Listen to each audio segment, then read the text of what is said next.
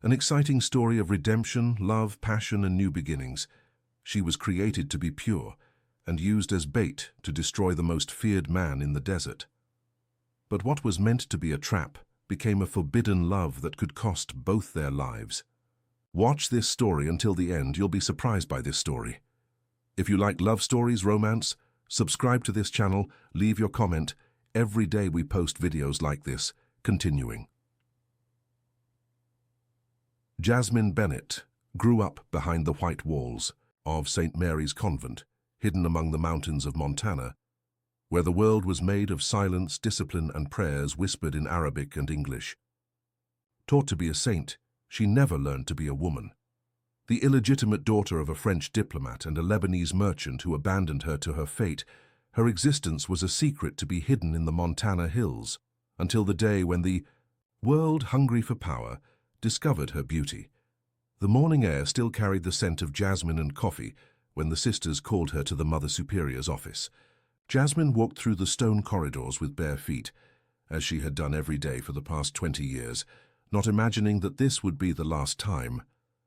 Her hands firmly held the wooden rosary she had received at 15, each bead polished by nervous fingers and tears from so many nights of doubt.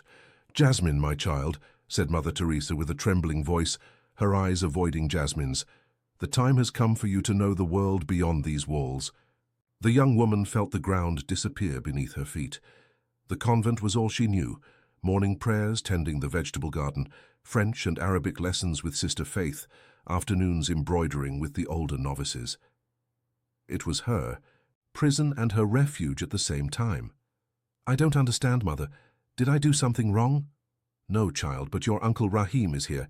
He has rights over you." Jasmine had never seen Rahim Bennett in person, only knew that he sent money to the convent and occasional letters asking about her development. He was described by the nuns as an influential man, owner of art galleries in New York and Washington, D.C., with businesses extending throughout the Middle East. A man who had built an empire from nothing, they said, and who had never married. When she descended the white marble stairs leading to the main hall of the convent, she saw him for the first time. Rahim Bennett was a tall man, with a well-trimmed grey beard and dark eyes that seemed to calculate every movement, every breath. He wore an impeccable Italian suit and held a felt hat in his hands. Beside him, two intimidating men waited in silence. "Jasmine," he said, and his voice was deep, carrying an accent that mixed Arabic and New York English. "You've grown and become exactly what I expected." She didn't know how to respond. The words were lost in her throat. Rahim approached and gently touched her face, like someone evaluating a rare work of art. "Get your things, Habibti. We have a long journey ahead." "Where to?" "To New York first, then to your destination." The mysterious tone in his voice sent a shiver down Jasmine's spine. She looked at Mother Teresa, seeking some sign that she could refuse, that she could stay. But the nun only lowered her eyes and made the sign of the cross. 3 hours later, Jasmine was in the back seat of a black Mercedes, watching the Montana landscape pass by the window as they headed to New York City. Rahim spoke on the phone in Arabic, gesturing intensely, while she tried to process the radical change her life had just undergone. "Uncle," she said when he finally hung up. "Why now? Why after so much time?" Rahim turned to her, and Jasmine noticed something dangerous in his smile.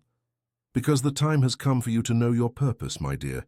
You were raised for something greater than prayers and embroidery." "What purpose?" "You're going to meet a man, a very powerful man, and you're going to help him find peace." The way he said those words made Jasmine understand there was much more behind that vague explanation. But before she could ask more, Rahim was already making another call, this time in English, talking about the merchandise being ready for delivery. They spent 2 weeks in New York, in Rahim's luxurious apartment in the Upper East Side. Jasmine was introduced to a world she had never imagined existed: designer clothes, beauty salons, private etiquette, and dance teachers. It was as if they were molding a new version of her, polishing every detail of her personality and appearance. "Beauty is not enough," said Sarah, the style consultant hired by Rahim. "You need to be magnetic, irresistible, but also untouchable, like a work of art everyone wants to possess, but few dare to touch." During the preparation sessions, Jasmine began to understand pieces of the puzzle. Rahim constantly mentioned the Sheikh, always with a mixture of reverence and fear. He spoke of a man who had built an agribusiness empire in the heart of Texas, with ranches extending for thousands of acres and businesses reaching the Middle East. A man who could bring down politicians with a phone call and who had eliminated rivals in brutal and silent ways. Caleb James Alexander. Rahim pronounced the name like a dangerous prayer. "He's descended from an ancient family of emirs, but was born here in America.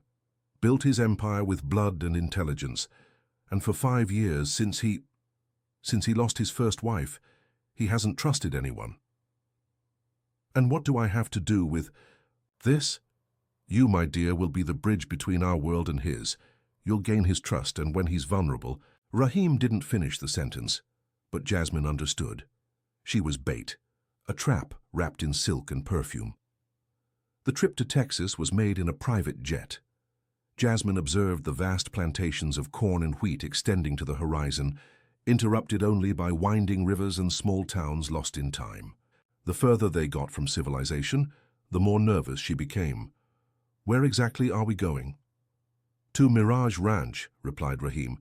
"It's the heart of his empire, a property of 50,000 acres, protected by private security and surrounded by mysteries." The plane landed on a private airstrip in the middle of nowhere. From the air, Jasmine could spot the ranch headquarters, an impressive construction that mixed Arabic architecture with American elements, all built in white stone and noble wood, surrounded by lush gardens and reflecting pools that mirrored the Texas sky. 3 black cars awaited them on the runway. During the 15-minute drive to the main house, Jasmine saw cowboys on horseback herding Angus cattle, giant silos, agricultural machinery the size of houses, and always, at strategic points, armed men watching the convoy pass. "Remember," Rahim whispered when they reached the main gate, decorated with golden arabesques. "You're here as my niece to learn about our culture and our business. Be discreet, be elegant, and mainly, be irresistible." The main house was even more impressive, up close. It had 3 floors, with wide verandas supported by marble columns, and an internal courtyard with an Arabic fountain where running water created a constant, relaxing music. Persian rugs covered polished wooden floors, and the walls were decorated with Arabic calligraphy and paintings that seemed worth fortunes. Jasmine was received by Nancy, a middle-aged woman who didn't speak a word, only gestured and smiled warmly. She was led to a room on the 2nd floor, with windows overlooking the endless pastures and a decoration that mixed Arabic luxury with American rustic elements. "The Sheikh will receive you for dinner," said Rahim, before withdrawing. "Remember everything we discussed." Jasmine spent hours preparing, choosing a dark blue dress that enhanced her green eyes and the golden tone of her skin. Her hands trembled as she applied the perfume Sarah had chosen, jasmine and sandalwood, seductive but not obvious. When she descended to the main hall, she saw him for the first time. Caleb James Alexander was standing in front of an immense window overlooking the Texas sunset, hands crossed behind his back, observing his lands with the posture of a king contemplating his kingdom. He was taller than she had imagined, with broad shoulders and a presence that dominated the environment effortlessly. His black hair had some silver strands at the temples, and when he turned to look at her, Jasmine felt as if she were being analyzed by an intelligent predator. His eyes were the color of amber, intense and disturbing. He observed her for a long moment, from head to toe like someone examining a rare painting. Then, unexpectedly, his face transformed. The mask of coldness gave way to something Jasmine couldn't identify. Surprise, recognition, perhaps even pain. "Jasmine," he said, and his voice was deep, carrying an accent that hypnotically mixed English and Arabic. "Welcome to Mirage." He approached and took her hand, kissing it ceremonially. But Jasmine noticed that his hands trembled slightly, and his eyes seemed to be seeing something beyond her, as if he were looking at a ghost. "Thank you for receiving me, Mr. Alexander." "Caleb," he corrected, "and the pleasure is mine. Rahim has told me much about you." During dinner, served in a dining room that seemed to have come out of an Arabian palace with crystal chandeliers and ancient tapestries, Jasmine observed Caleb discreetly. He was polite, intelligent, spoke about art and literature with deep knowledge, but there was something dark in his eyes, a sadness he tried to hide behind courtesy and charm. "Tell me about the convent," he said, as they drank a rare French wine. "What was it like growing up in that environment?" "Silent," she answered honestly, "disciplined, sometimes lonely. And you? Never questioned why you were there. Never wanted to know about your family, about the world outside." The question caught Jasmine off guard. "Every night," she admitted. "But the nuns said some questions don't have answers worth hearing." Caleb smiled, and for the first time since she had met him, the smile seemed genuine. "Wise words. I myself learned that the hard way." "How so?" For a moment, Caleb seemed to consider whether he should answer. His fingers played with the wine. Glass and Jasmine noticed a thin scar on his right hand. 5 years ago, I was certain I knew all the answers, that I could control everything and everyone around me. That love was a weakness other men had, but I was above that. He paused, looking at his own hands. Then I met a woman who made me question everything I believed about myself. And when I lost her, I discovered that some questions really don't have answers worth hearing. The silence that followed was loaded with a tension Jasmine couldn't decipher. There was pain in those words, a deep suffering that Caleb tried to hide behind his mask of control. "I'm sorry for your loss," she said softly. Caleb looked at her with renewed intensity, as if trying to see into her soul. "Her name was Jasmine, too," he said finally. "Jasmine Wilson. She was an art teacher in Austin when I met her. She had your eyes, your way of tilting your head when you're thinking." Jasmine felt a shiver run down her spine. What a strange coincidence.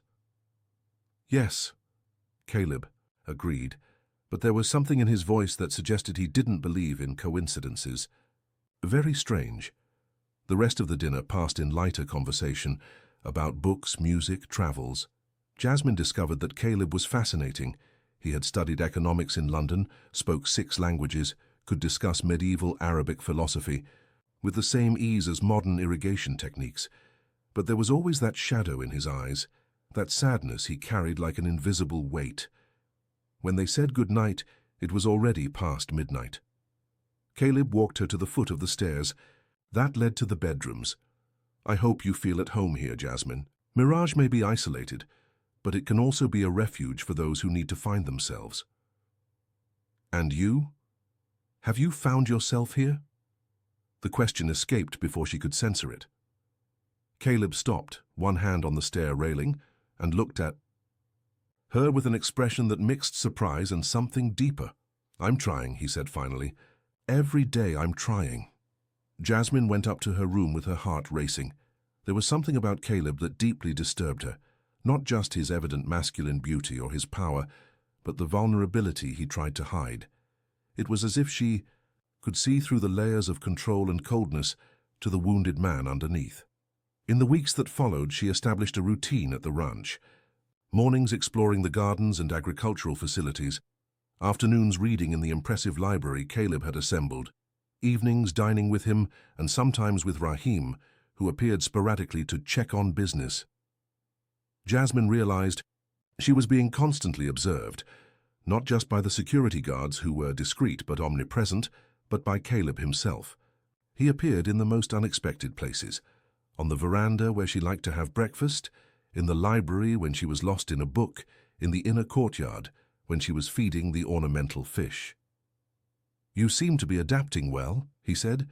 One afternoon, finding her on the veranda overlooking the pastures, Jasmine was watching cowboys branding cattle in the distance, impressed by the coordination and skill of the men.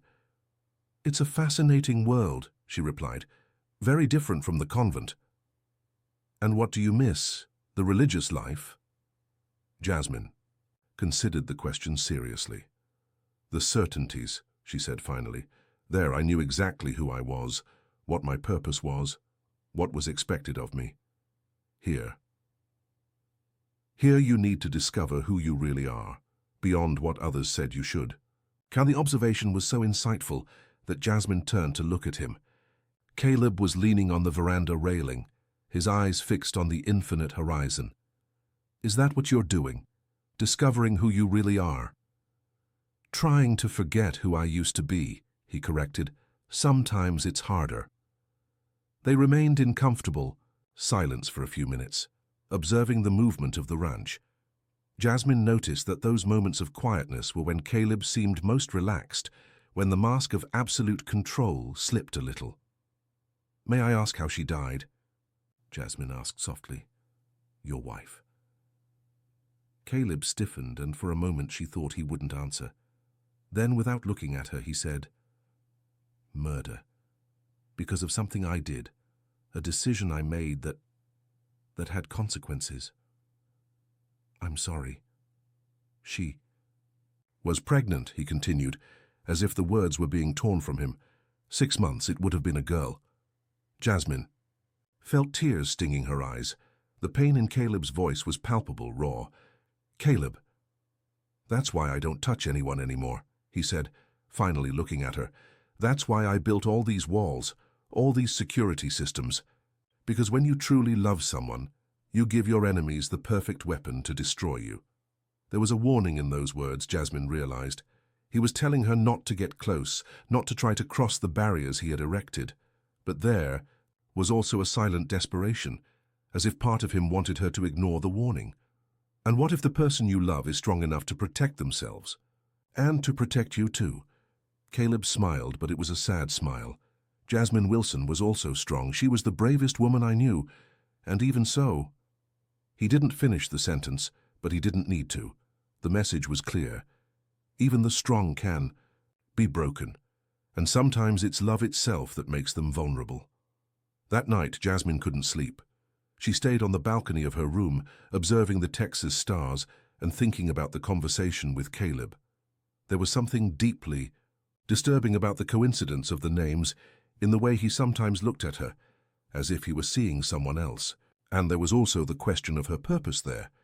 Raheem still hadn't explained exactly what he expected her to do, but the insinuations were becoming clearer. Around 2 in the morning, she heard footsteps in the garden below. Discreetly, peeking, she saw Caleb walking alone among the trees, hands in his pockets, head down. He stopped in front of a small mausoleum that she had noticed but never approached, and stood there for almost an hour, motionless as a statue. Jasmine understood that she was observing a private ritual of mourning, a man trying to find peace with his dead, and at that moment she made a decision that would change everything. No matter what Raheem's plans were, she would not be part of anything that could cause Caleb more pain. He had suffered enough. The next morning, Jasmine woke up determined to better understand the man who had become the center of her thoughts. During breakfast, served on the veranda overlooking the pastures, she decided to be more direct in her questions. Caleb, she said when he joined her, wearing a white linen shirt that enhanced his skin tanned by the Texas sun. May I see more of the ranch today? I'd like to see the operations, understand how everything works. He observed her for a moment, as if assessing her intentions. It's a brutal world, Jasmine, not like the gardens and the library. Are you sure? I want to understand your world. Something changed in Caleb's expression, a spark of genuine interest. Then let's go. But you'll need to change clothes, wear something comfortable, and put on boots. An hour later, they were riding across the vast properties of Mirage Ranch. Jasmine had learned to ride at the convent, where the nuns kept some horses for work on the property, but she had never experienced the freedom of galloping across open terrain. Caleb rode a black Arabian stallion, moving with a natural grace that demonstrated years of practice. This property has 50,000 acres, he explained as they rode. We raise Angus cattle, grow corn, wheat, and cotton. We also have an environmental conservation project that protects 10,000 acres of native prairie. Jasmine observed the operations with growing fascination. There was something impressive about the scale and efficiency of it all. Hundreds of employees worked in harmony. Modern machines operated in the fields, and the cattle extended as far as the eye could see. How did you manage to build all this? My grandfather arrived in America in the 1940s, fleeing conflicts in Lebanon. He started with a small fabric store in San Antonio. My father expanded into agribusiness in the 1980s. I transformed it into an empire. There was pride in his voice, but also something darker. And the price? Caleb slowed the horse, looking at her with renewed interest. You asked the right questions, Jasmine. Yes, there was a price, there always is. They stopped near a waterhole where hundreds of cattle were drinking. The sun was high, and the Texas heat created waves of mirage on the horizon. When I was young, I thought power meant never having to make concessions, that if you were strong enough, smart enough, cruel enough when necessary, you could have everything you wanted. Caleb dismounted and helped Jasmine do the same. I learned I was wrong in the most painful way possible. They walked to the edge of the water. Jasmine noticed that Caleb seemed more relaxed here, away from the walls of the main house, surrounded only by the vastness of his land. What happened to your wife, Caleb? Really? He was silent for a long time, watching the cattle. When he finally spoke, his voice was low, laden with a pain he rarely allowed others to see. I had a partner, Isaac Morris. We grew up together, built this empire together. He wanted to expand our business into, let's say, less legal areas. Smuggling, money laundering, political corruption on a grand scale. I refused. Jasmine felt a chill. She was glimpsing a world of power and violence that she had only imagined existed. And he didn't accept your refusal. Isaac said that if I wasn't his partner, I'd be his enemy. I thought he was bluffing. After all, we were like brothers. Caleb picked up a stone and threw it into the waterhole, creating concentric waves. 3 months later, Jasmine was returning from a doctor's appointment in Austin. Her car was forced to stop on a secondary road. They tortured her so I would know I was being punished. Then they killed her. The coldness with which he related the details was more disturbing than any display of emotion. Jasmine realized that this man had learned to bury his pain so deeply that it had crystallized, become part of his structure. What did you do? What needed to be done? Caleb's eyes hardened. Isaac Morris disappeared 6 months later, his 3 sons too. His businesses were absorbed by competitors. His family had to leave the country. You killed them. I protected what was mine, and I made sure no one else would try to threaten me that way. Jasmine should have felt fear. She should have recoiled at the cold admission of multiple murders. Instead, she felt a strange understanding. This man had been destroyed by the loss of the person he loved most and had reacted in the only way he knew, with absolute force. And since then you've lived alone. It's safer that way. Lonelier too. Caleb looked at her with an intensity that made Jasmine's heart race. Yes, he admitted. Lonelier. They returned to the main house in the late afternoon, but the intimacy of the conversation had created a new tension between them. Jasmine realized that Caleb was watching her differently now, as if she had passed some invisible test. During dinner, served on the terrace with a view of the spectacular Texas sunset, the conversation flowed more naturally. Caleb talked about books, about trips he had taken, about the Arabic philosophy he had studied in his youth. Jasmine discovered that he was fascinatingly cultured, with well-formed opinions about art, politics, and literature. Do you read poetry? He asked, when she mentioned having enjoyed Khalil Gibran. The nuns had some of his books. They always moved me, especially the poems about love and loss. Recite something for me. Jasmine hesitated, suddenly feeling exposed, but something in Caleb's eyes encouraged her. And then a woman said, "Speak to us of love." And he raised his head and looked upon the people, and there fell a stillness upon them. And with a great voice he said, "When love beckons to you, follow him, though his ways are hard and steep. And when his wings enfold you, yield to him, though the sword hidden among his pinions may wound you." Caleb finished the quote, his voice blending perfectly with hers. For a moment it seemed they were in perfect harmony, two souls that had found a common language. "You know Gibran well," Jasmine said softly. "Jasmine, my wife, used to recite him to me. She said Arabic poetry captured truths that prose couldn't reach. The silence that followed was laden with a tension Jasmine didn't know how to interpret. There was something hypnotic about the way Caleb looked at her, as if he were trying to solve a mystery. "Sometimes I look at you and feel as if," he began, then stopped. "As if what?" "As if fate were trying to tell me something. As if there were forces in motion that I don't fully understand." Jasmine felt a shiver run down her spine. There was something prophetic in those words, a sense that both were being dragged by currents more powerful than their individual wills. "Perhaps some things are greater than our understanding," she said, "or perhaps I'm becoming a superstitious man in my old age. You're not old. At 42, after all I've lived through, sometimes I feel as if I were 100 years old." Jasmine leaned slightly forward, captured by the vulnerability he was allowing her to see. "And other times?" "Other times, when I look at you, I feel as if I were 20 again, as if there were still possibilities in the world that I haven't explored." The confession surprised them both equally. Caleb seemed shocked to have verbalized those feelings, and Jasmine felt as if the ground had moved beneath her feet. "Caleb, forgive me," he said, rising abruptly. "The wine and it's late, you should rest." But when he passed by her to leave the terrace, Jasmine held his arm. "Don't apologize for being honest." They stayed like that for a moment, she touching his arm, he looking down at her. The tension between them was almost palpable, a magnetic force that seemed to pull them toward each other. "Jasmine," he said, his voice hoarse, "you don't understand what you're doing. I understand that there's a good man beneath all that armor you've built, and I understand that he's afraid. It's not fear, it's knowledge. I know how this story ends. Do you, or are you so accustomed to pain that you can't imagine anything else?" The question hit him like a punch.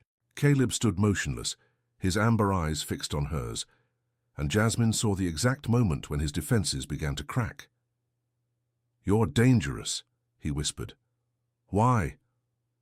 "Because you make me want to believe in possibilities I abandoned long ago." And then, before either of them could think of the consequences, Caleb leaned down and kissed her. It was a soft kiss at first, tentative, as if he were testing the reality of the moment.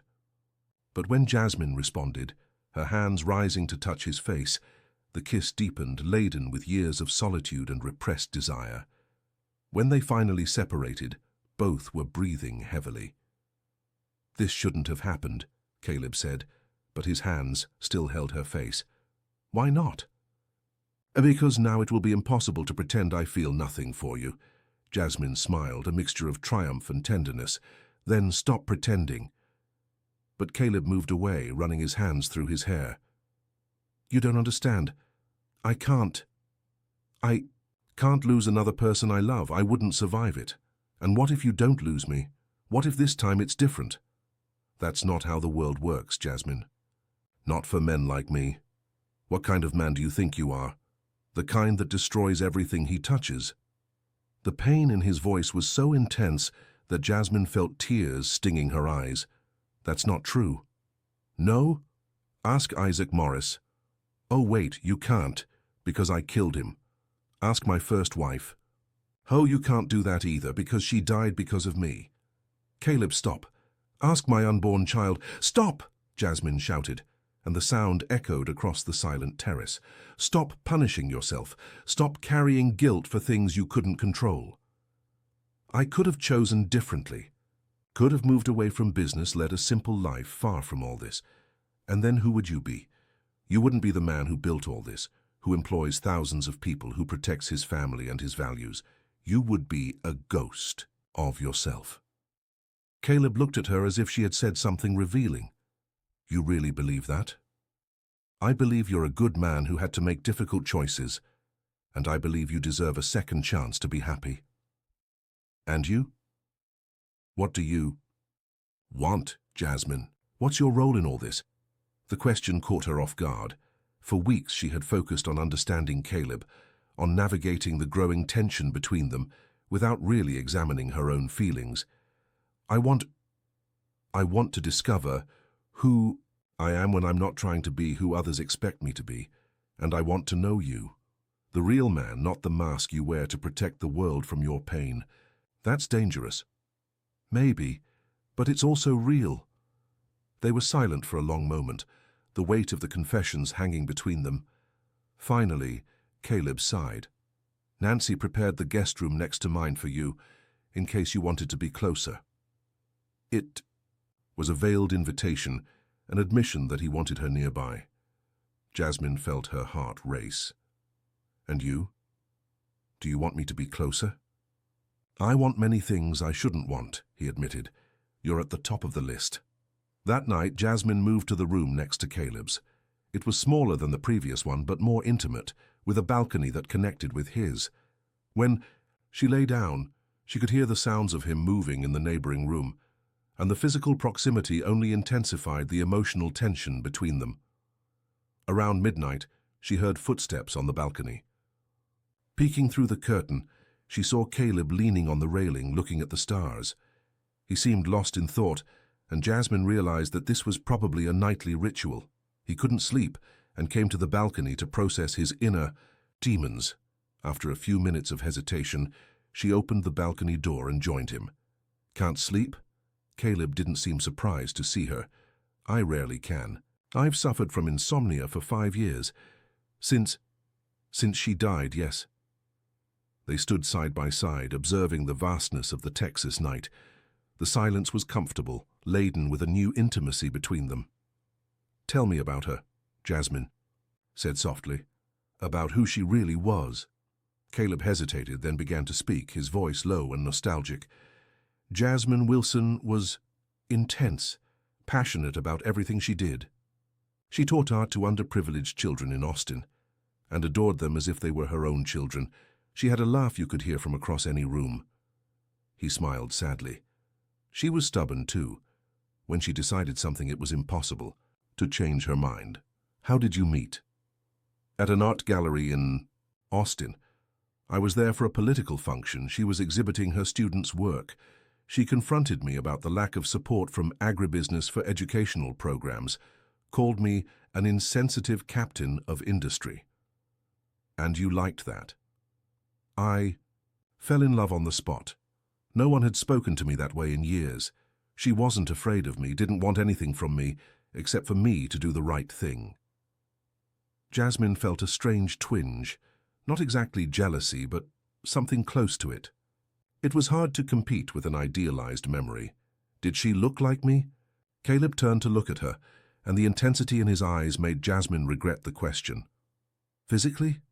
A little. But it was more than that.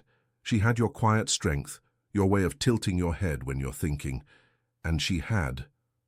He hesitated. Had what? Had the same ability to make me want to be a better man. The words hung in the air between them, laden with meaning. Jasmine realized that this was perhaps the most intimate confession Caleb had made, that she had somehow awakened in him the same feelings as his late wife. Does that scare you? It terrifies me, he admitted, because it means I'm making the same mistake again. What mistake? Letting someone get close enough to destroy me. Jasmine turned to face him completely. And what if it's not a mistake? What if it's a chance? Jasmine, what if you stop seeing love as a weakness and start seeing it as a strength? Caleb was silent for a long moment, struggling with himself. Finally, he reached out and gently touched her face. You scare me more than any enemy I've ever faced. Why? Because all the others wanted to destroy me. You want to save me. And then he kissed her again, but this time there was no hesitation. It was a deep, desperate kiss, laden with years of loneliness and desire. Jasmine surrendered completely, her hands lost in his hair, her body pressed against his. When they separated, both knew they had crossed a line from which there would be no return. Stay with me tonight, Caleb whispered against her lips. Yes, she replied without hesitation. But before they could move, the sound of footsteps in the garden below made them separate. Caleb immediately became alert, his hand moving instinctively to the weapon he always carried. Stay behind me, he ordered, his voice instantly changing from romantic to lethal. They watched from the shadows as three figures moved furtively through the garden, clearly trying not to be detected. Jasmine recognized one of them. It was Rahim. Caleb took out a phone and sent a quick message. Within seconds, security lights flooded the garden, and guards appeared from various directions surrounding the intruders. "What the hell is Rahim doing wandering around the property in the middle of the night?" Caleb muttered, more to himself than to her. Jasmine felt a chill in her stomach. She knew exactly what Rahim was doing. He was executing some part of his mysterious plan, and for the first time she realized that she might be in real danger, not just emotional. "Caleb," she began, but he was already moving. "Let's find out," he said, taking her hand. "Together." Caleb descended the stairs with the silent fluidity of a predator. Jasmine right behind him. Her bare feet made no sound on the cold marble, and she realized he moved with the confidence of someone who knew every inch of his property. When they reached the garden, the three intruders were already immobilized by the security guards, their hands handcuffed behind their backs. Rahim seemed curiously calm for someone caught red-handed. The other two men were strangers to Jasmine, one older of Middle Eastern appearance, and another younger who looked American. All wore dark clothes and carried equipment she couldn't identify in the dim light. "Rahim," Caleb said, his voice sharp as a blade. "How interesting to find you wandering around my property at 2 in the morning." "Caleb, my friend," Rahim responded with a smile that didn't reach his eyes. "I can explain." "I'm sure you can, and you will." Caleb gestured to the security guards. "Take the other two to the interrogation room. Mr. Bennett will join me in the office." Jasmine followed the two men into the house, her heart beating rapidly. Something deeply wrong was happening, and she was beginning to suspect that she was more than just a piece in the game. She was the prize itself. Caleb's office was an intimidating environment, with bookshelves that rose to the ceiling, hunting, trophies on the walls, and a massive mahogany desk dominating the center of the room. Caleb sat behind the desk, automatically assuming a position of power, while Rahim stood, the handcuffs finally removed. "Explain," Caleb ordered simply. Rahim looked at Jasmine, who had positioned herself in an armchair next to the window. "Perhaps it would be better if we spoke in private." "Jasmine stays," Caleb said without hesitation. "She deserves to know what's happening since she's clearly part of it." Rahim sighed, running his hands through his grey hair. "Fine, but you won't like what you're about to hear." "I rarely do. Continue." "Jasmine is not who you think she is, Caleb, and I'm not just her uncle." Jasmine felt as if the floor had disappeared beneath her feet. "What are you talking about?" Rahim looked at her with something that might have been remorse. "Your mother, Laura Bennett, wasn't just a French diplomat. She was an intelligence agent, specializing in infiltration in the Middle East. And your father—" He paused dramatically. "Your father was Robert Alexander, Caleb's father." The silence that followed was deafening. Jasmine felt as if she were falling into an abyss, all the certainties of her life crumbling simultaneously. Caleb had gone motionless, his eyes fixed on Rahim with an intensity that could have melted steel. "That's impossible," Jasmine whispered. "I have the proof," Rahim said, taking an envelope from his inner pocket. "Letters your mother wrote to Robert, medical documents confirming paternity, even photos of them together." Caleb silently extended his hand, and Rahim handed over the envelope. Jasmine watched as he examined the documents, his expression growing increasingly somber. "Why are you showing me this now?" Caleb finally asked. "Because it's time for you to know the truth about many things. The truth about why Isaac Morris really wanted you to join his business. The truth about why your first wife was killed, and the truth about why Jasmine is here." Jasmine felt nausea rising in her throat.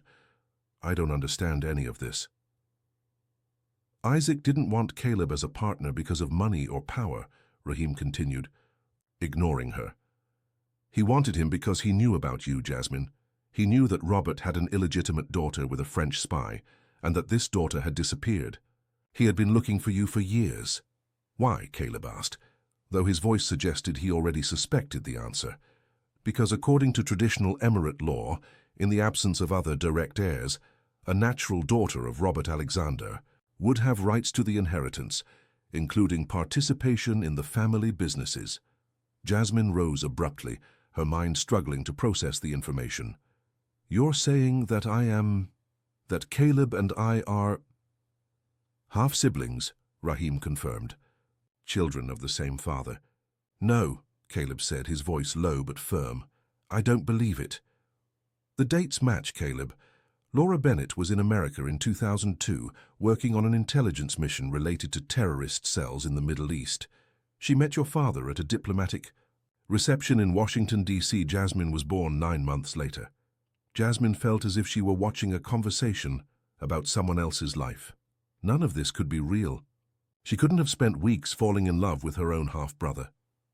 "Even if this were true," Caleb said, "what does it have to do with you wandering around my property in the middle of the night?" "Isaac isn't dead, Caleb." The words fell, like a bomb in the silence of the room. Caleb was petrified, his face visibly paling. "That's impossible. I verified the body myself." "You saw a body that Isaac wanted you to see. He staged his own death, waited for you to lower your guard, and now he's back. He discovered where Jasmine was and sent men to kidnap her tonight." "And you?" Caleb asked, his voice dangerously low. "What's your role in this?" Rahim looked at Jasmine with something that might have been genuine regret. "I brought her here to protect her, not to deliver her, but also to use her existence as a way to permanently neutralize Isaac." "How?" "If Jasmine publicly claims her rights as Robert Alexander's heir, she automatically becomes a threat to Isaac's plans. He can't kill her without causing an international scandal. The daughter of a French agent murdered in America would attract too much attention. And he can't ignore her because she would have legal rights over companies he wants to control." Jasmine finally found her voice. "So you're both using me as a piece in a game I didn't even know existed." "Jasmine," Caleb began. "No," she interrupted, her voice rising. "Don't tell me it's more complicated than that. You manipulated me, lied to me, made me believe I was discovering who I really was, when in fact I was being molded to serve your purposes." The pain in her voice made Caleb stand and take a step toward her. "Jasmine, you need to understand." "Understand what? That I fell in love with my own half-brother. That all this attraction, all these feelings are wrong?" "The feelings aren't wrong," Caleb said firmly. "Even if the rest is true, what we feel for each other is real." "How can it be real if it was built on lies?" Rahim cleared his throat, clearly uncomfortable with the emotional dimension of the conversation. "There's more. Isaac isn't alone. He has the support of certain political factions that want to destabilize American agribusiness. They see Caleb as a symbol of the success of Middle Eastern immigration in the country, and they want to destroy him for ideological reasons." "And what's your exact plan?" Caleb asked, regaining control of his emotions. "Publicly, Jasmine will claim her inheritance. This will create a legal dispute that will force everyone involved to come to light. Isaac will have to expose himself to contest the claim, and when that happens—" "You'll kill him," Caleb finished. "We'll kill him," Rahim corrected. "Legally this time. With evidence, court, the whole thing." Jasmine looked between the two men, realizing that she was being discussed as if she weren't present. "And if I refuse? If I don't want to be part of any plan?" "Then Isaac will eventually discover where you are and kill you," Rahim said bluntly. "You became a threat the moment you set foot on this property. There's no going back." The cruelty of the situation hit Jasmine like a punch. She had been removed from a simple and peaceful life at the convent and thrown into a world of violence and manipulation from which there was no escape. "I need air," she said, heading for the door. "Jasmine, wait," Caleb began. "Don't follow me," she said without turning. "Not now." Jasmine went out to the garden, breathing deeply the night air of Texas. The stars seemed brighter here away from the city lights, but today they didn't bring the usual comfort. Everything in her life had changed in a matter of minutes, and she didn't know how to process so many revelations simultaneously. She walked to the Arabic fountain in the center of the garden and sat on the edge, letting her fingers play in the cool water. The sound of running water had become a source of peace for her in the last few weeks, but now it only amplified the oppressive silence of her solitude. I knew there was something familiar about you from the first moment. Jasmine turned to see Caleb approaching slowly, his hands in his pockets, his face somber in the moonlight. Familiar how? The way you tilt your head when you're thinking, the way your hands move when you speak, small gestures that reminded me of my father. He sat beside her on the edge of the fountain, but I thought it was just coincidence. And now, I understand why I felt connected to you from the beginning, why kissing you seemed both strange and natural. Jasmine looked at him, seeing the pain in his eyes. Caleb, if we're really half-siblings, we weren't raised as siblings, he said firmly. We didn't grow up together, we didn't know of each other's existence. What we felt developed naturally, without knowledge of any family connection. But now we know. Yes, now we know. They were silent for a moment, the weight of the situation hanging between them. Do you believe it, Rahim's story? Caleb sighed deeply. The letters seem authentic, and it would explain many things that never made sense about the way Isaac acted, about why he was so obsessed with our family, and about Isaac being alive. That changes everything. If he really is alive, then all these years I've lived with the false sense that I had avenged Jasmine's death. The truth is that the man who killed her is still out there. The anger in Caleb's voice was palpable, an almost physical force that made Jasmine move away slightly. What will you do? What I should have done the first time. Finish the job. And what about us? Caleb looked at her, and Jasmine saw a man struggling against himself. I don't know if there's still an us, Jasmine. I don't know if there can be. Because of the kinship. Because of everything. The kinship. The lies. The manipulation. How can we build something real on such a rotten foundation? Jasmine felt tears stinging her eyes. So the feelings we developed, everything we shared, none of that matters. It matters more than it should. That's exactly the problem. Caleb stood up, running his hands through his hair in a rare display of frustration. Jasmine, I fell in love with you completely, irrevocably. For the first time in 5 years, I allowed someone to get close enough to hurt me. And now I discover that everything was built on an elaborate lie.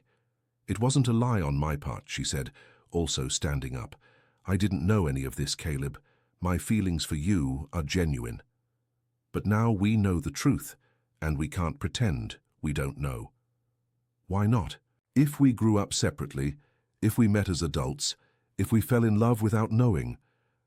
Because I'm not that kind of man, Caleb said firmly. I can't ignore lines that shouldn't be crossed, even if I desperately want to. The rejection hurt more than Jasmine had expected. She had found something precious with Caleb, something she had never imagined possible. And now it was being torn from her by circumstances beyond her control. So what happens now?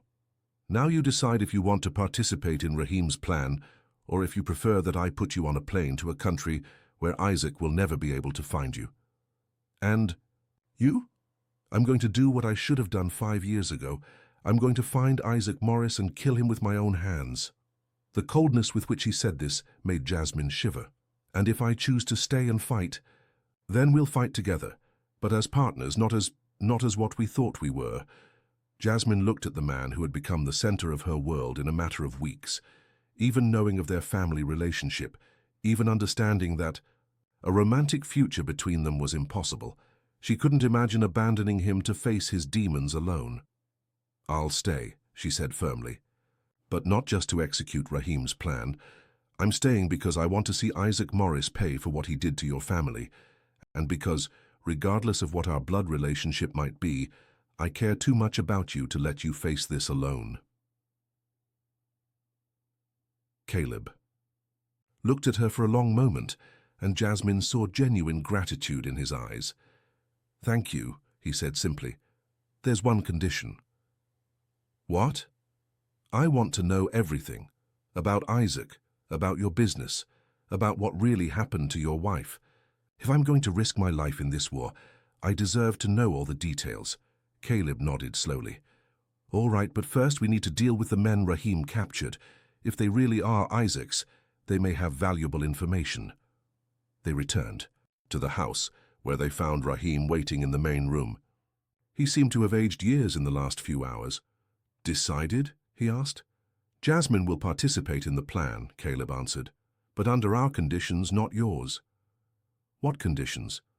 First, no secrets. Jasmine knows everything we know. Second, she's not just bait or a symbol. She's a partner with an active voice in all decisions. Third, when this is over, she's free to choose her own life without interference from us. Rahim nodded. Acceptable, and the prisoners? Now we're going to talk to them, and they're going to tell us everything they know about Isaac's plans. Caleb turned to Jasmine. Are you sure you want to witness this? It might get unpleasant. I'm sure, she replied, though her voice trembled slightly. Then let's find out what Isaac Morris is planning and how we're going to stop him permanently. As they headed to the room where the prisoners were being held, Jasmine reflected on how radically her life had changed in a matter of hours. This morning, she was a young woman discovering love for the first time. Now she was a lost heiress preparing for a war against a man who wanted to see her dead. But one thing hadn't changed. Her feelings for Caleb remained intact, regardless of their family relationship. And if they couldn't be lovers, she was determined to become something equally powerful, his fiercest ally in the battle to come. The door to the interrogation room opened, revealing two men tied to chairs, their faces showing a mixture of fear and defiance. Jasmine took a deep breath, preparing for her first lesson about the dark side of the world she had chosen to embrace. Gentlemen, Caleb said, his voice assuming a dangerously calm tone, let's talk about Isaac Morris. And you're going to tell me everything you know. The interrogation room was Spartan, with concrete walls and a single hanging lamp that created dramatic shadows on the faces of the two prisoners. Jasmine felt a chill as she entered, realizing that she was about to witness a side of Caleb that he had kept hidden from her until now. The older man, of Middle Eastern appearance, maintained a defiant expression, while the younger one, clearly American, seemed genuinely terrified. Caleb pulled up a chair and sat in front of them, assuming a relaxed posture that was somehow more intimidating than any display of aggression. I'm going to ask simple questions, Caleb said, his voice calm and controlled. You're going to give honest answers. Who sent you? The older man spat on the floor. Go to hell, Alexander. Caleb smiled, but there was no warmth in the gesture. Ahmed, isn't it? Ahmed Qassem. I know who you are. Worked for Isaac for years, then disappeared when he died. Interesting how you've resurfaced. The mention of the name made the man stiffen even more, but Jasmine noticed a spark of surprise in his eyes. As for you, Caleb turned to the American, I have no idea who you are, which means you're probably local hire, someone Isaac recruited here in Texas. The young man swallowed hard, clearly fighting against panic.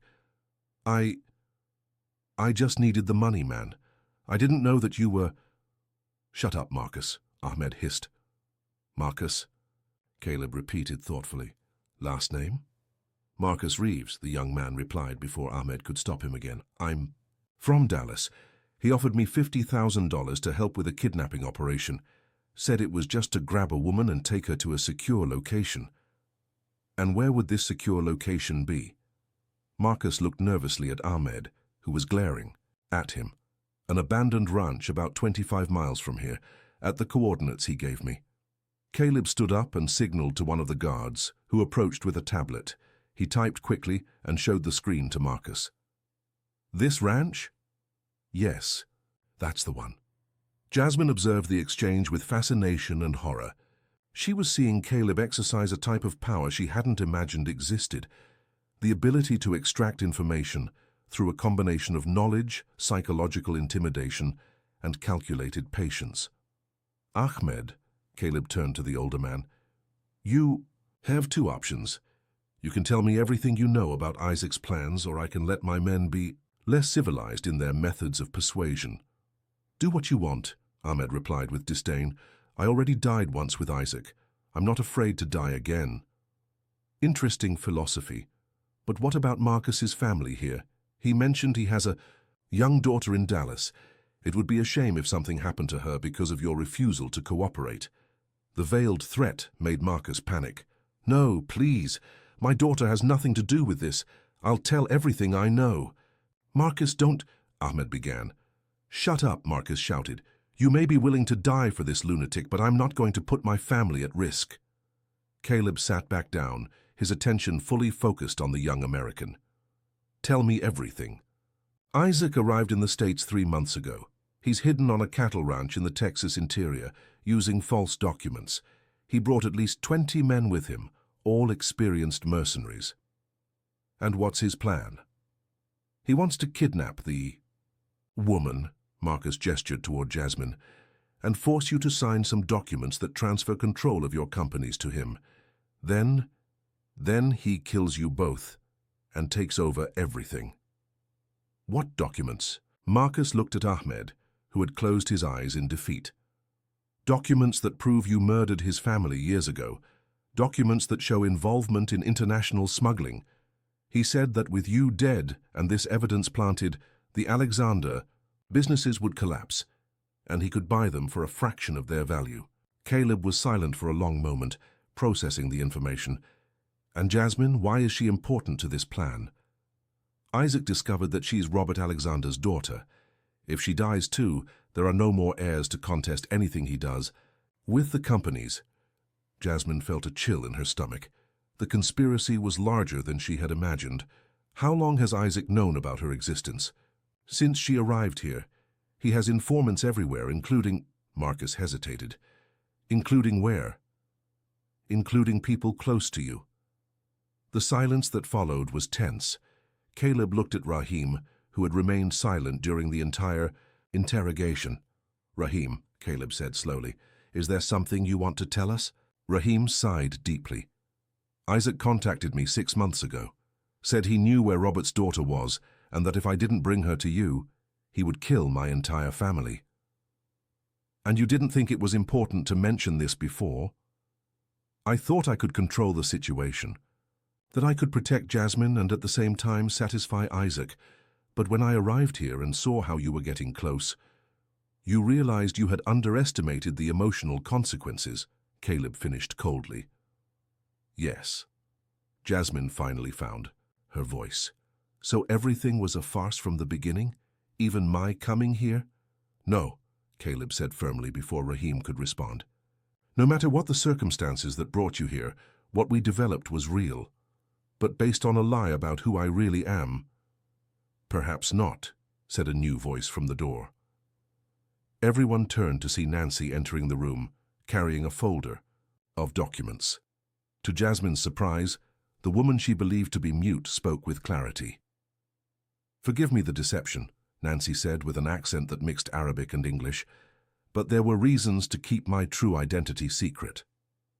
Nancy, Jasmine whispered. My real name is Nicole Wilson. I am the sister of Jasmine Wilson, Caleb's first wife, and I've spent the last 5 years investigating the truth about her death. The shock was total. Caleb stood up so abruptly that he knocked over the chair. That's impossible. Nicole Wilson died in the same attack that killed my wife. I didn't die. I was badly injured, but I survived, and I used that time to discover the truth about everything that happened. What truth? Nicole opened the folder and spread documents. On the table. The truth is that Isaac Morris was never just a greedy criminal. He's an agent of an international organization that wants to destabilize American agribusiness to benefit competitors in the Middle East. And Jasmine. Jasmine is not Robert Alexander's daughter, Nicole said calmly. Rahim lied about that. The silence was absolute. Jasmine felt as if the world had stopped spinning. What are you saying? I'm saying that your mother, Laura Bennett, really did have an affair with an Arab man in America, but that man wasn't Robert Alexander. It was Isaac Morris. The revelation hit everyone like lightning. Jasmine felt her legs weaken, and Caleb instinctively moved to support her. Isaac is my father. Biologically, yes, but he abandoned your mother when he discovered she was pregnant. Laura Bennett created the story about being Robert's daughter, to protect you in case Isaac ever came looking for you. Caleb looked intensely at Nicole. Do you have proof of this? I do.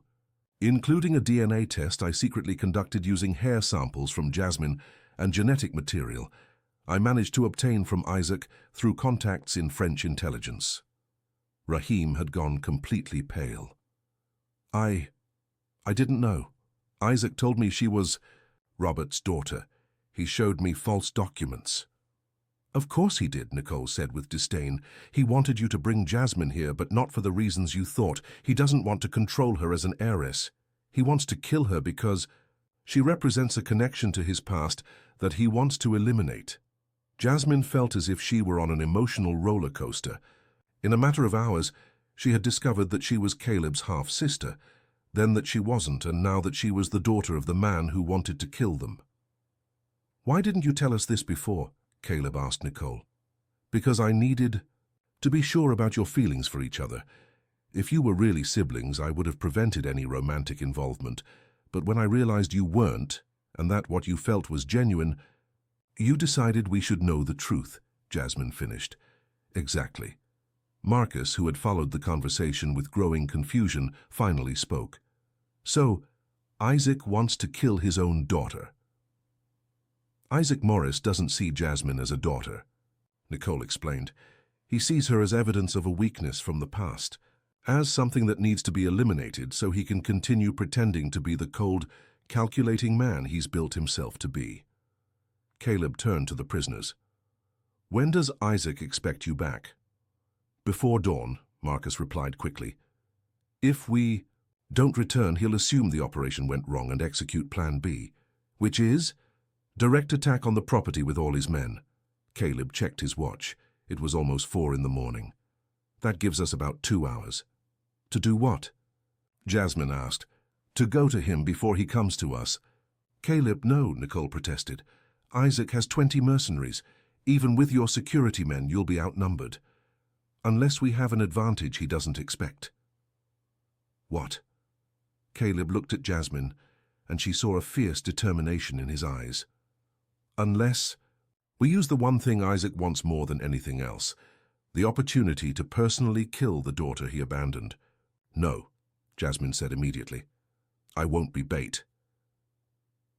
Not as bait, Caleb corrected, as a hunter. In the next 2 hours, they put together a plan that was both simple and desperately risky. Jasmine would present herself at the abandoned ranch, where Isaac was hiding, pretending to have escaped from Caleb and seeking protection from the biological father she had never known. This would give her access to the location and the opportunity to disarm the defenses from the inside out. It's madness, Rahim said when the plan was explained. It's audacious, Caleb corrected. Isaac expects us to react defensively. The last thing he imagines is that we would take the fight to him. And if she's discovered, then we improvise, Jasmine said, her voice firmer than she felt internally.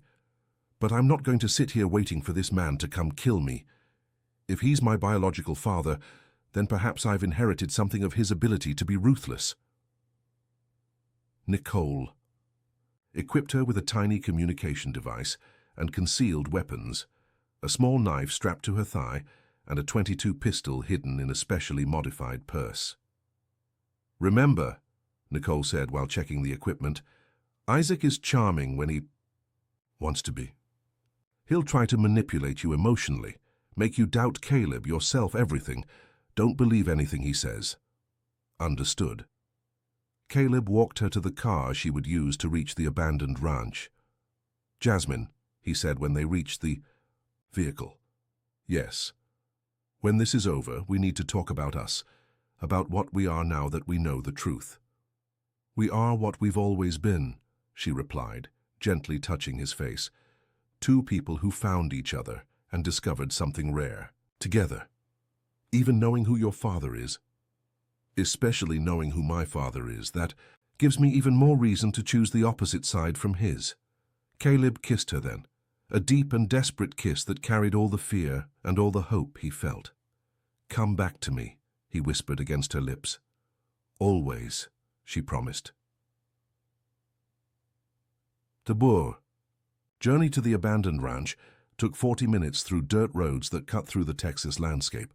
Jasmine drove in silence, mentally rehearsing her performance and trying not to think about all the ways the plan could go wrong. The ranch appeared on the horizon like a dark shadow against the sky that was beginning to lighten. It was a desolate place with abandoned sheds and pastures invaded by weeds.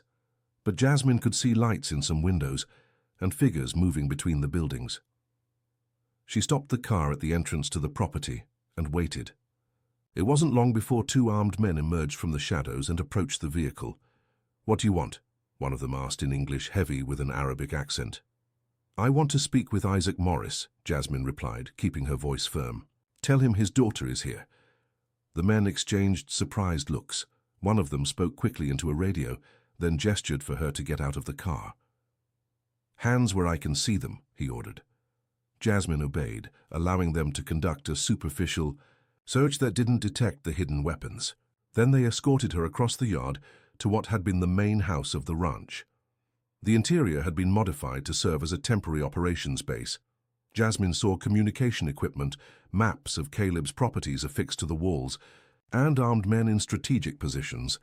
In the center of it all, seated behind an improvised desk, was Isaac Morris. He was shorter than she had expected, but had a magnetic presence that filled the environment. His hair was completely gray, his skin marked by age and the desert sun, but his eyes were a penetrating blue that she recognized as similar to her own. "Jasmine Bennett," he said, his voice carrying an accent that mixed Arabic, French, and English. "My lost daughter has finally come to find me. I escaped from Caleb," she said, following the script they had rehearsed. "I discovered the truth about who you are, about who I am. He wanted to use me against you." Isaac studied her face for a long moment. "And you believe you can trust me? The man who abandoned your mother when she was pregnant?" The question caught her off guard. She had expected manipulation, but not such direct honesty. "I don't know who I can trust," she answered honestly, "but I know I don't want to be killed because of power games I don't understand." Isaac smiled, and for the first time Jasmine saw something genuine in his expression. "Smart. You got that from me, not from your sentimental French mother. Tell me about my mother." Laura Bennett was a talented spy, but also an incurable romantic. She believed she could save the world with love and diplomacy. Isaac stood and walked to a window. "I was trying to build an empire, and she wanted me to build a family. Incompatible. And now, what do you want from me?" Isaac turned to look at her, and Jasmine saw something dangerous light up in his eyes. "I want you to kill Caleb Alexander for me." "What?" "You heard correctly. I want my daughter to destroy the man who destroyed my family." Jasmine pretended to consider the proposal, her mind racing. "Why would I do that?" "Because it's your nature. You're my daughter, Jasmine. You have my blood, my intelligence, my capacity to do what's necessary. And because if you don't, I'll kill you right here." The threat was delivered so naturally that for a moment Jasmine almost believed he was bluffing. Then she saw the pistol he had discreetly drawn and pointed at her. "You would kill your own daughter? I would kill anyone who stood between me and my goals. That's how the strong survive in this world." "And if I agree?" "Then you'll return to Mirage, regain Caleb's trust, and when he's most vulnerable, you'll put a bullet in his head."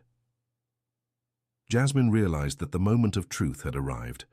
Either she convinced Isaac that she was willing to betray Caleb, or the entire plan would collapse. "All right," she said finally, "but I want guarantees. I want to know that when this is over, I'll have a life of my own, away from all of you." Isaac lowered the gun, smiling with approval. "Now you're talking like a true Morris." But as he turned to put away the pistol, Jasmine saw her opportunity. In a fluid movement that Nicole had taught her, she drew the hidden knife and lunged forward, pressing the blade against Isaac's throat before he could react. "One last lesson about being a Morris," she whispered in his ear. "Never underestimate the power of surprise." Isaac remained motionless, realizing that any movement would result in his own death. "Well played," he admitted. "Perhaps you really are my daughter." "I am your daughter," Jasmine said, pressing the knife slightly deeper. "But I choose to be a better version of you." At that moment, Explosions began to echo from outside. Caleb and his men had arrived, using the distraction created by Jasmine to attack the ranch. "Seems your boyfriend has come for you," Isaac said with contempt. "He's not my boyfriend," Jasmine corrected. "He's my partner. There's a difference." The battle lasted less than an hour. Isaac's mercenaries were experienced, but they were on unfamiliar ground and were caught by surprise. Caleb's men knew the area and had the advantage of superior coordination. When silence finally descended over the ranch, Jasmine still held Isaac hostage in the center of the main room. Caleb entered with 2 of his men, his clothes dirty with earth and smoke but with no visible injuries. "It's over," he said simply. "Not quite," Isaac replied. "I still have an ace up my sleeve." "What?" "Jasmine may have captured me, but she's still my daughter, and blood is stronger than any temporary loyalty." Caleb looked at Jasmine and she saw absolute confidence in his eyes. "Jasmine," he said calmly, "the choice is yours." It was the moment that would define not only Isaac's fate, but who she would choose to be for the rest of her life. Jasmine looked at the man who was her biological father, a man who had spent decades accumulating power through violence and manipulation. Then she looked at Caleb, a man who had found strength in vulnerability and had chosen loyalty over vengeance. "You're right about one thing," she said to Isaac. "Blood is important, but real family isn't about DNA. It's about choice." And with a quick and precise movement, she applied the pressure necessary to knock Isaac unconscious without killing him. "He'll live," she told Caleb, as Isaac fell unconscious. "But he'll spend the rest of his life in an American prison, answering for his crimes." Caleb approached her, his eyes shining with pride and something deeper. "Are you sure that's what you want?" "I'm sure I want a life where I can choose who I am, instead of having my identity dictated by the blood that runs in my veins." "And who do you choose to be?" Jasmine smiled, feeling as if she were truly free for the first time in her life. "I choose to be Jasmine Alexander, your partner, your equal, your life companion, even knowing that it means embracing a dangerous world. Especially because of that, you taught me that real strength doesn't come from avoiding dangers, but from facing them alongside people you trust." Caleb kissed her then, long and deep, while the sun rose over Texas, painting the sky in golden tones that promised a new beginning. 6 months later, Jasmine stood on the veranda of the main house at Mirage Ranch, observing the modifications she had implemented on the property. Now there was a school for the employees' children, an environmental conservation program that attracted researchers from around the world, and partnerships with universities for sustainable agriculture development. "Thinking about what?" Caleb asked, appearing beside her with 2 cups of coffee. "About how life can completely change in a matter of months," she replied, accepting the cup. "6 months ago, I was a woman with no defined past, no known family, no purpose beyond daily prayers. And now I'm co-owner of the largest sustainable agribusiness in the American Southwest, wife of the most fascinating man I've ever met, and I finally know exactly who I choose to be." Caleb smiled, pulling her closer. "Any regrets?" "Just one." "Which?" "That. It took me so long to discover that true family isn't about who raised you or who you were born to. It's about who chooses to stand by your side when everything gets difficult." "And Isaac, do you still think about him?" Jasmine considered the question. Isaac Morris had been sentenced to life imprisonment for multiple crimes, including murder, kidnapping, and international conspiracy. She had visited him once in prison, mainly to make sure she had made the right choice. "I think of him as a warning of what I could have become if I had chosen power over love, control over trust." "And Nicole, how is she adapting to life here?" "She's found peace, I think. Having helped bring Isaac to justice gave her the closure she needed about her sister's death." They remained in comfortable silence, watching the movement of the ranch. Jasmine had discovered that she loved rural life, the connection to the land, the feeling of building something lasting and meaningful. "Caleb?" "Yes?" "I'm pregnant." He almost dropped his coffee cup, turning to look at her with total surprise. "Are you sure? I took 3 tests yesterday, all positive." Caleb took her in his arms and spun her around, both laughing like children. "How do you feel about it?" he asked when he put her back on the ground. "Scared, excited, grateful."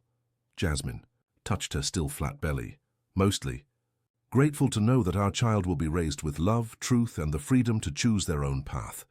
"It's going to be a girl," Caleb said with conviction. "How can you be so sure?" "Intuition. And if it is, I want to call her Hope."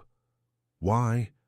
"Because that's what you brought to my life," he said, kissing her softly. "Hope that it's possible to start over, that love can be stronger than fear, that 2 people can choose to build something beautiful even after seeing the worst of the world." Jasmine rested her head on his chest, listening to the strong and steady beats of his heart. "I love you, Caleb James Alexander. And I love you, Jasmine Alexander. Forever."